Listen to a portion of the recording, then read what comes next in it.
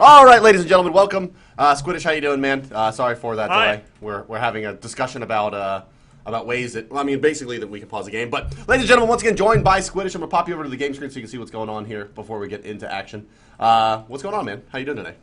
Hey, not a whole lot right now. Just getting ready for some serious finals action here. Very much hoping we can keep everybody connected because this is shaping up to be a very good game based on these picks so far. It is indeed. Tell me what you see here. Bans, of course, Hebo, Thor, Hunbots, and Isis. And what are you thinking about these picks? I think the Hebo ban is pretty interesting, though, but it means we get to see Kronos come out, which, just being the new guy who hasn't played a whole lot, it's always fun to see, and we're going to get to see, hopefully, it looks like that Kronos-Poseidon showdown there that we were hoping for in the last match. Yeah, you know, I wonder how this is going to work out. I feel like Poseidon does have the right tools to deal with Kronos. It really comes down to Kronos' individual play, hitting those skill shots and whittling down this Poseidon little by little. But it worries me the amount of burst damage that Poseidon brings to the table. It does, and like you were saying yesterday, it does kind of seem like that Kronos would have a very difficult time trying to pull out his rewind before Poseidon was just able to nuke him down. I'm curious to see how effective that's really going to be against a god with such high damage potential like Poseidon. And like you were saying, it's entirely possible Poseidon is going to be beyond capable of tearing Kronos down before he can even get into his rewind animation. Yeah, that's right. I mean, that Kraken is a pretty good trump for it. It'll take some. I mean, really, for it to be successful against the Kraken, he has to be basically starting his rewind before, before I guess Allied here, who currently is on the Poseidon, but will eventually be going to LC South before he really looks to Kraken. So it's kind of like Whirlpool comes out, he starts rewinding, and then he has to kind of get it to come out before that Kraken deals the majority of its damage. But our teams are shaping up here to be pretty aggressive. It looks like we're going to see the Athena played once again by Maddie Pocket here in that solo lane, going up against a Vamana being played by Rush. They're going to have Pain Devion on Freya in that range carry role over here on Denial, going up with a Sobek. A lot of magic damage over here between that Sobek, Freya, and Kronos. Loki and Vamana trying to provide that physical burst. And then we're going with Shing's Fenrir here with the backup, of course, of Allied and KO on that Bacchus Neath. So both teams very strong, it looks like. Yep, and they are. I do like to see the fact that they're deviating a bit from the Apollo versus Neath AD carry thing that seems to happen in basically every tournament game. I like to see that Freya is actually going to get played in the lane for once, rather than just running around in the jungle and popping out and murking people. And just everything we've got in here is not just super norm. Different enough to be interesting. I always like to see Vamana come in, if only because Little Mana is the best skin in the universe, and it just makes the game better by his very presence. But still interesting to see him get to play it a bit more, and as well as we were saying, Kronos versus exactly, and also versus an Athena that's typically banned out, and we just saw come out in the last game between Dignitas and Cog before, and we get to see her come out again. This time, Maddie gets to play with her though, instead of having to go against her. That's absolutely right. But ladies and gentlemen, we are going to toss you over to a waiting screen here as we allow this spectator client to count down. For Squiddiiish, I am HiRez Bart, and we'll bring you guys the coverage here of the finals of the Team Dignitas Cup between Team Cognitive Gaming and Denial Esports NA in just a couple of moments. Be sure to stick around. All right, ladies and gentlemen, welcome to game number 1 here in a best-of-3 series between Cognitive Gaming and Denial NA. I'm joined once again by Squiddiiish. Squiddiiish, are you synced up at 10 and ready to do this thing? I am indeed. Let's get this going. All right, let's go ahead and introduce your teams, ladies and gentlemen. Playing in the blue trunks today, it's going to be the bottom of your mini-map and the left side of your screen, Cognitive Gaming. They are Maddie Pocket, KO, Shing, MLC Stealth, and Allied. Playing in order, Athena, Neath, Fenrir, Poseidon, and Bacchus on the other side of the map. On the red team, the top of the mini-map and the right side of your screen, ladies and gentlemen, it is going to be Denial, playing with Pon, and they are Mace of the Face, Pain Devion, Rush, and Jeff Hinla. Playing that Loki jungle for Pon, Kronos, Freya, Vamana, and Sobek to round out their lineup. And they're going to be moving as a pack here in the early game, as we have seen most teams do recently. Yeah, it seems like the same strategy that's been being pulled out so far. Roaming around as a pack to make sure that as they go in to drop these same 2 wards deep in the enemy jungle, that they've been being sure to get put down at the start of every game. No one is able to just be caught out and torn down. They're not going to hand out any free kills. Because it's the same opening move we've seen come out of Denial every game at this tournament so far. Those 2 wards, those 2 ward positions, just to make sure they have vision on the enemy jungle as early as possible.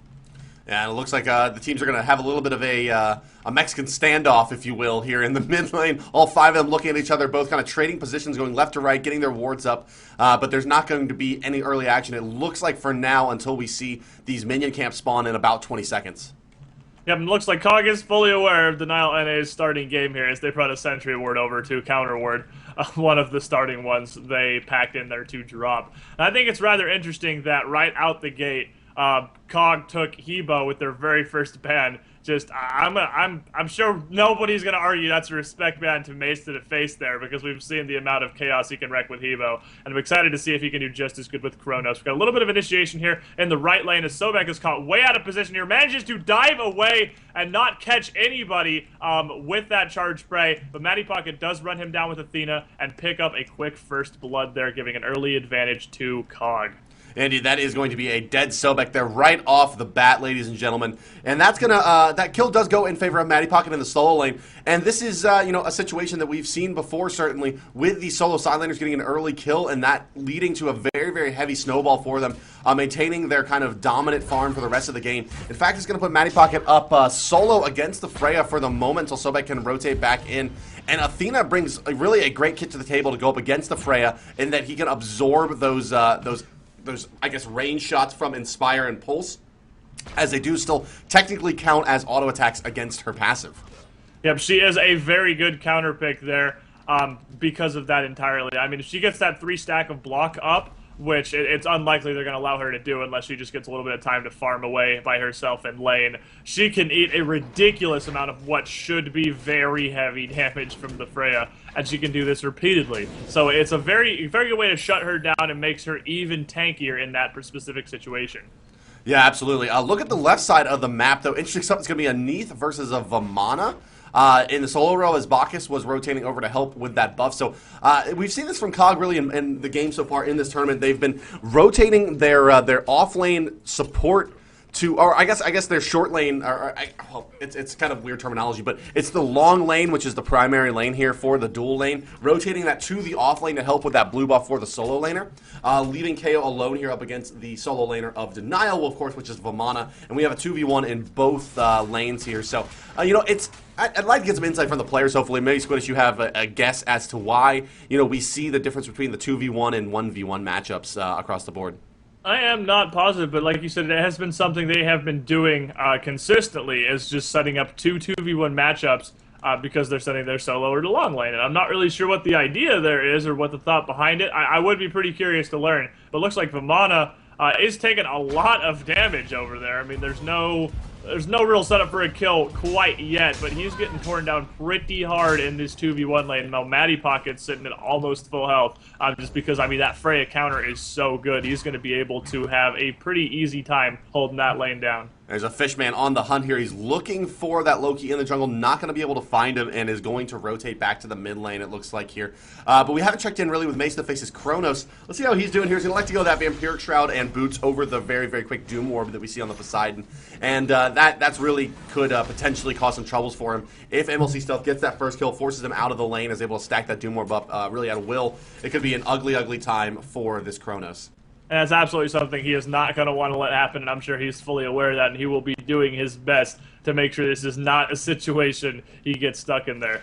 Now we see, speaking of the mid lane there, Kronos is just very, very slightly ahead in farm over that Poseidon, but the early game lead Matty Pocket picked up from that first kill is still currently carrying him to the top of the gold across the board. But, with that said, Denial's actually come back and taken a little bit of a gold lead overall, which is interesting because I'm not entirely sure how exactly that happened. It's just it's 100 gold here and there. It looks like they're a couple hundred gold ahead of that Bacchus on that pure support role due to that rotation that he went over to the right side lane. Of course, that is going to help put Matty Pocket even further ahead, as you mentioned. So I think there's the trade that you were looking for. But it does, as you mentioned, end up being Denial's gold advantage by about 100 gold right now.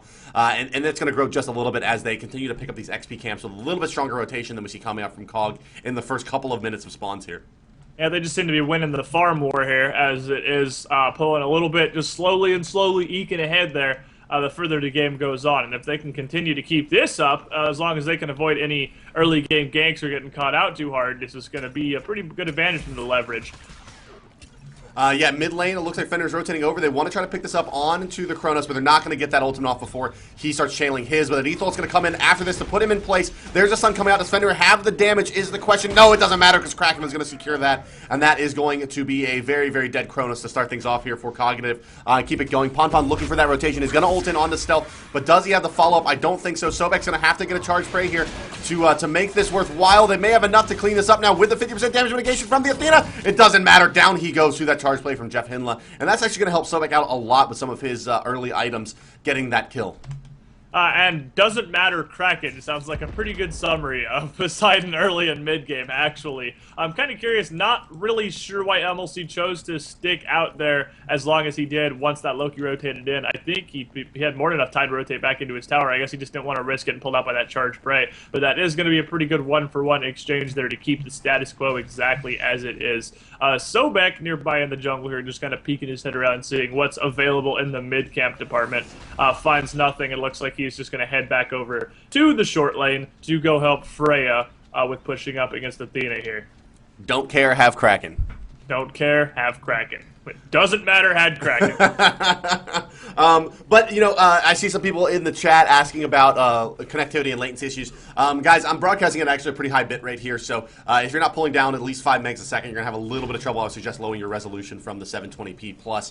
Also, you know, I'm broadcasting to the Virginia server, so if you're West Coast, it may be a little different from you than where Pon was broadcasting to. That may be why you're experiencing some issues. So I would encourage you to F5, maybe try to get a different hub and maybe drop your resolution a little bit there if you are having issues getting your, I guess getting your resolution to work out well. Looks like, yeah, KO actually is DC'd out here. So that is going to be that for the moment. They're not going to have that Neath available as she looks to reconnect here. I notice they're kind of running off into the jungle, not doing much. Yep, and then we did also have Vamana ran down Allied to pick up a kill there solo. Just a 1v1 battle of the support tanks, and Vamana came out on top there. We can see Pon pretty deep in the enemy jungle here. Stealths away instead of engaging with MLC Stealth is because he does not want to get caught out that out of position. As Fender jumps in, it looks like he's going to do the same thing, exactly the same process of events so far. Ult from Fender countered by an ult from Kronos. The Kraken does a lot of damage, but it is not going to be enough to finish him off this time. They just could not get any significant damage out on Mace to the face to bring him down. As Loki comes in on the MLC, who's trying to back right in the middle of the lane. Aegis comes out, which looks like at the turn, Sobek's charge spray for right now. Are they going to go in on this? Looks like Sobek is just going to let him go home. Yeah, they're gonna let that go, and now Allied's gonna be holding on the solo lane. And you know what they didn't have in that last fight up against the Kronos, I think they actually picked pretty well against him with that Neath ultimate. You saw it was just so effective after he rewound to go ahead and throw it in. That is true. They did not have that one to jump in with. So yeah, I mean it's you know it just wasn't able to convert that kill again, and that ult is actually really good if you think about it against the Kronos. Just when he starts to rewind, you go ahead and just fire it off, and it's just gonna make its way there if you are on one of those off lanes and hit it. Yeah, it sounds like you're a little bit behind me, Squid. Are you? Where's your timer at right now? I'm at 8:48. I'm at 8:48. Okay, so no, it looks like you're right on then. Maybe about a half second behind. Yeah, I got the sync lights on. Looks like I'm pretty close to you. Okay, yeah, you must be close in. As we see now, Freya going to put some pressure out onto the side lane tower. So I'm going to try to zone out the Athena and allow Pain to throw in a few auto attacks. And he's going to be successful here. In fact, he's going to get the tower down to probably about half health before all is said and done. A nice bandage coming out from him as well. He's going to get taunted into tower range. He's going to eat at least one hit, but it looks like, no, he's actually not. Not going to hit any hits there, in fact, as the Athena was moving a bit too much, perhaps. We do have the Fender ultimate coming out, and they're going to tower dive onto Kronos. It's going to be enough. Pon is there, and Vamana rotating as well. Do they have the damage to try to take out this Athena? Matty Pocket trying to get out of here. Dash is available, and he is going to go ahead and dash on out just like that. But what they have done is left Pain Divion now solo in this side lane, and this is kind of the danger of fighting in that 4v5 situation. He's going to be able to take this tower down.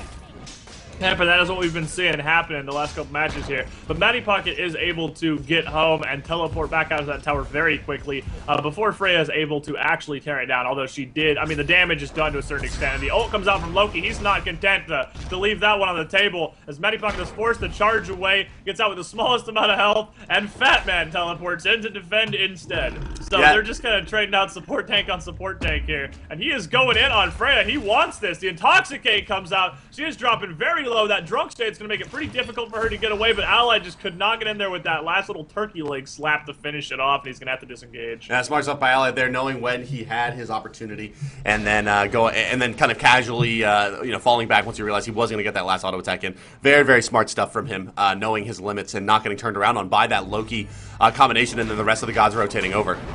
Yep, and that was a pretty good play there. And now, again, we can see that 4v5 situation. Everyone went over to support the right lane, and now Vamana has just been left to go ham on the left lane until Fatty teleports over there. It's just Fat Drunk Guy the rescue left and right here. They are not giving up anything for free. Even though they are down a man, they are doing a fantastic job of making sure that they are setting up defense where needed, and they are not going to let these towers go down without Denial really working for it. Yeah, it's smart stuff by Allied here to basically be trying to cover these two lanes, but it's just not really working out for him that well. I mean, he's sitting at level 9. He's not getting the experience gain that he really could be by holding down 2 lanes at once. And he's being forced to spend a lot of money on ports so far. But you see, a lot of ports being held across the map. In fact, 4 being held between the 9 players on the map right now.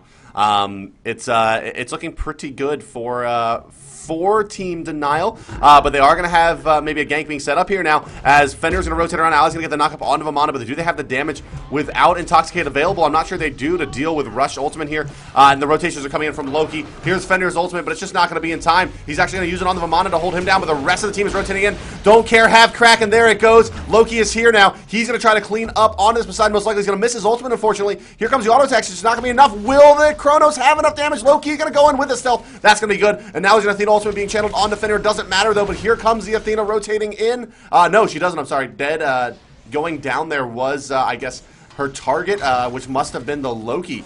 Hell, I don't even know what happened, why she didn't come in. There she is. Okay, floating around on the back. Continued initiation into the tower here. Sobek going to get stunned now, going to take some damage. Fenrir going to rotate back in. Not going to have the stun there, but he is going to get a brutalize off onto the creeping curse affected Sobek. They just don't have that Neath ultimate to clean it up though, and he's going to get out of there A-okay with lurking in the waters. That is unfortunate. A little weird that I didn't play the FX for the Athena ultimate. I'm not 100% sure why, because she bombed in and took out Loki, but it just didn't play any FX at all. She was just there.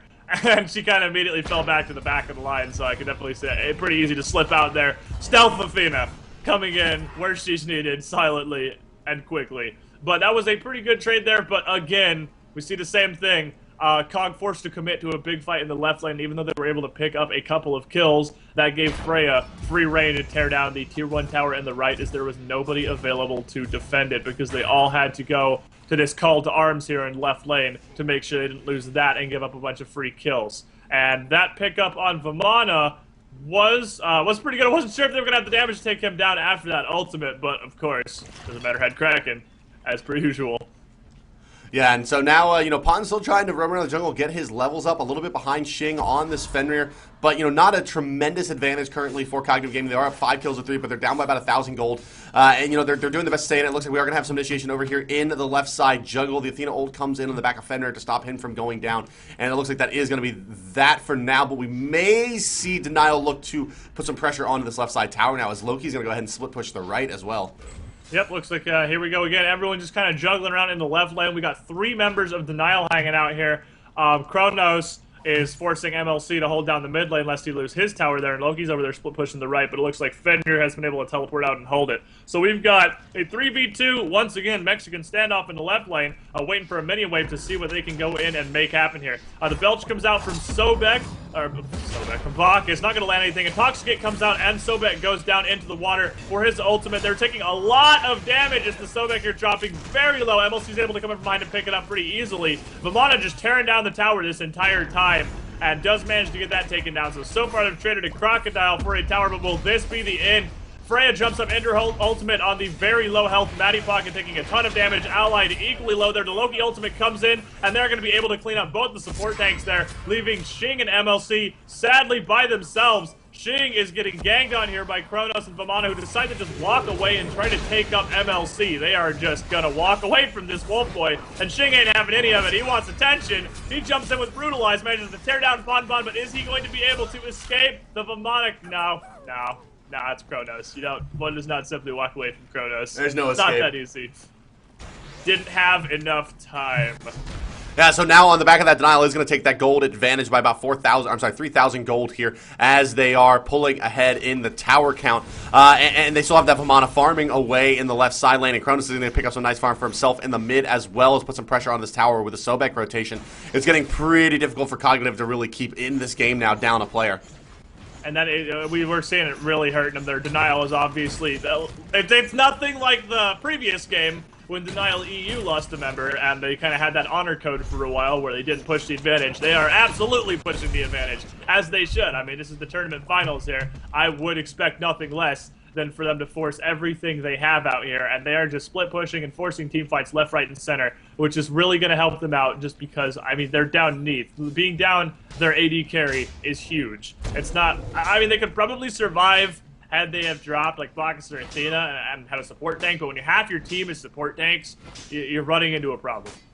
Yeah, that's true. Yeah, I mean, that's exactly it. That's a good point. I mean, literally half the team is support tanks, and they just aren't going to have the damage potential. I mean, even with a Doom or Poseidon and a Fenrir, will they have enough? It's unlikely. They're going to try to get a gank off onto the Freya here. It's basically all on the Fenrir now. They have a Sobek there to peel. The ultimate's been used. Fenrir going to follow it up. Does he have a Ragnarok? He does, but it's going to use on an Aegis that's cleverly used by Pain there. They will eventually pick up that kill, and now it's just a matter of can Fenrir make it out of here. He's got the Athena ultimate on top of him, and in she comes, but down goes Fenrir, and now the Athena and Poseidon caught in an awkward position. Loki is there. Actually, Tail Whip is going to get Stealth out of trouble for the moment. They are going to have enough to pick up Jeff Hinlaw on the Sobek, rotating his box as well. Loki trying to put down a kill onto Stealth. Will they have it with the Intoxicate damage and the Creepy Curse coming out? No, Stealth going to fall upon either way. Vamana now rotating and doing a lot of damage of his own. In some trouble here now is Athena. She's starting to get turned on. The River Dance going to come out from Vamana right on top of her. She's going to dash out for now, and that's going to be that. It looks like for the initiation. No, I'm sorry. The rotation back in from Bacchus and Kronos is going to result in a dead Allied, and Kronos takes out a few kills in that game. 10-10 now, all squared at 16 minutes.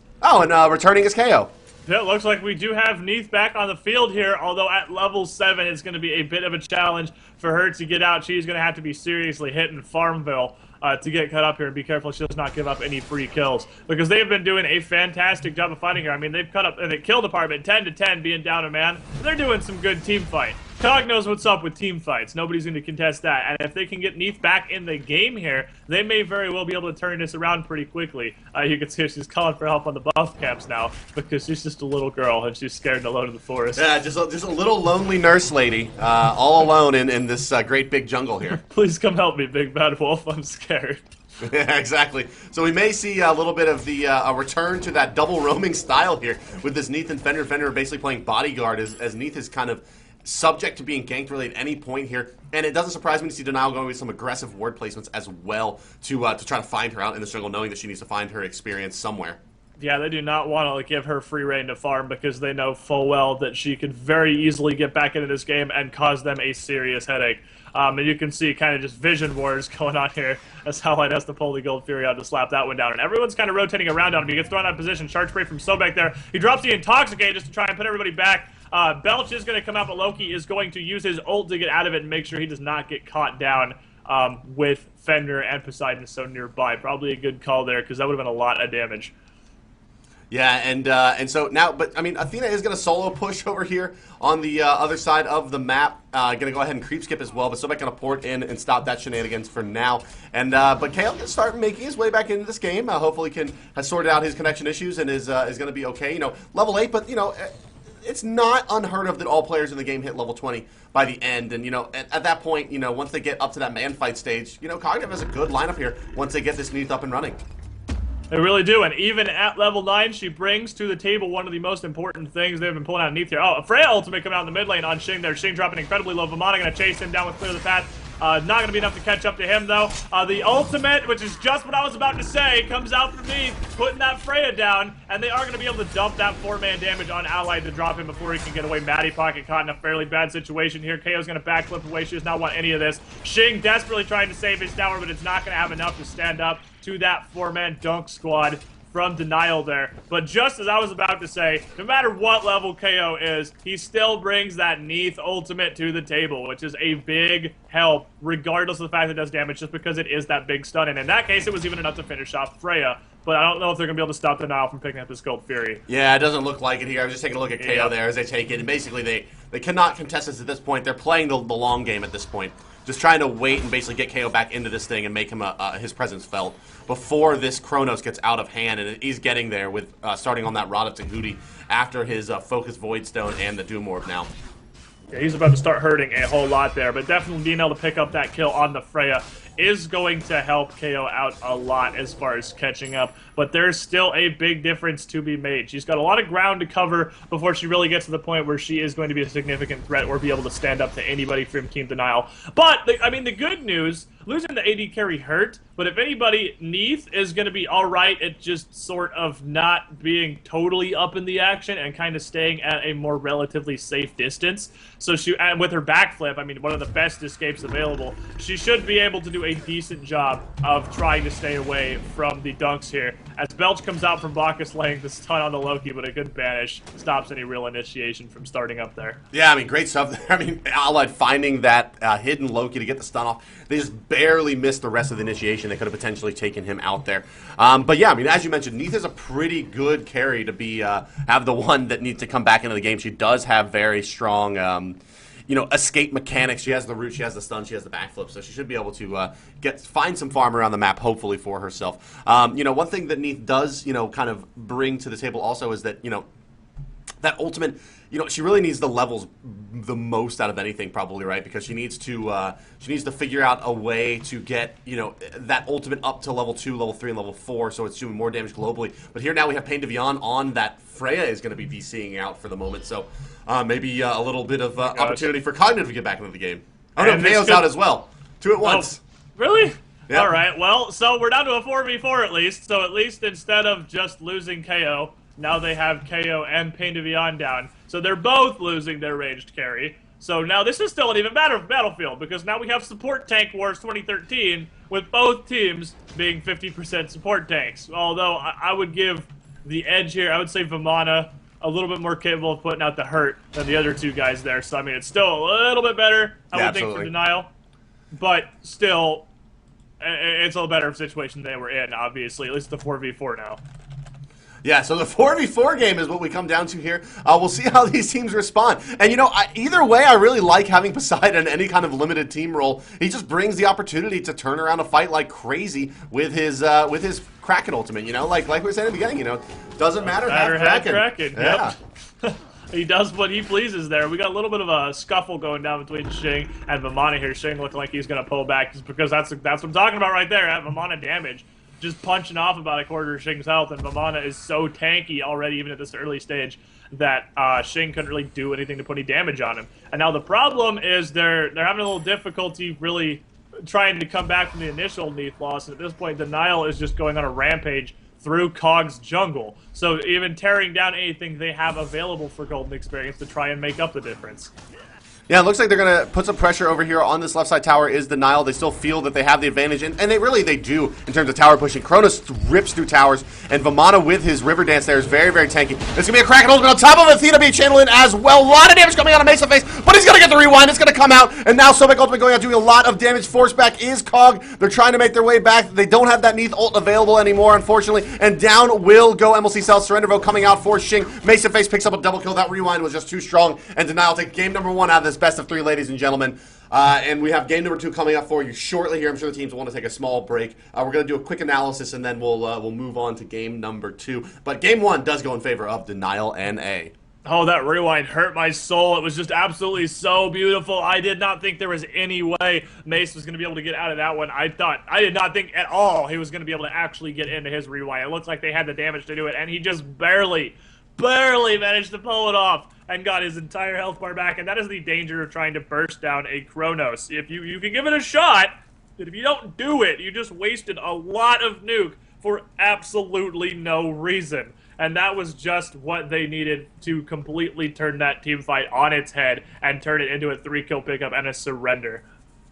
Yeah, and so it does go in favor of Denial NA. We'll see if the guys from Cognitive look to rotate someone out or something to maybe help out with these DC problems, but I'm not sure they have available to take the place of KO. Taking a quick look at the items here, you see Pawn was just really rolling along, had his Focus Void Blade up, had the that Heartseeker moving and the Chin's Blades. It was really going to start putting out tremendous damage. Kronos, when he got that Ratatouille finish, would have been able to just basically take out the rest of the objectives on the map for free. Xing building into that shield, which we don't see, a new item, of course. Always good to see that picked up.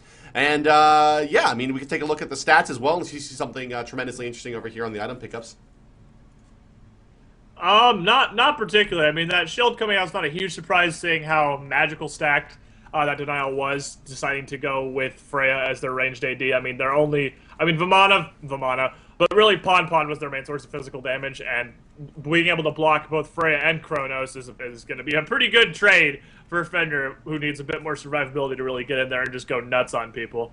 And we did see at the end of the game there, I mean, I saw Pain de Beyond come back right before it ended.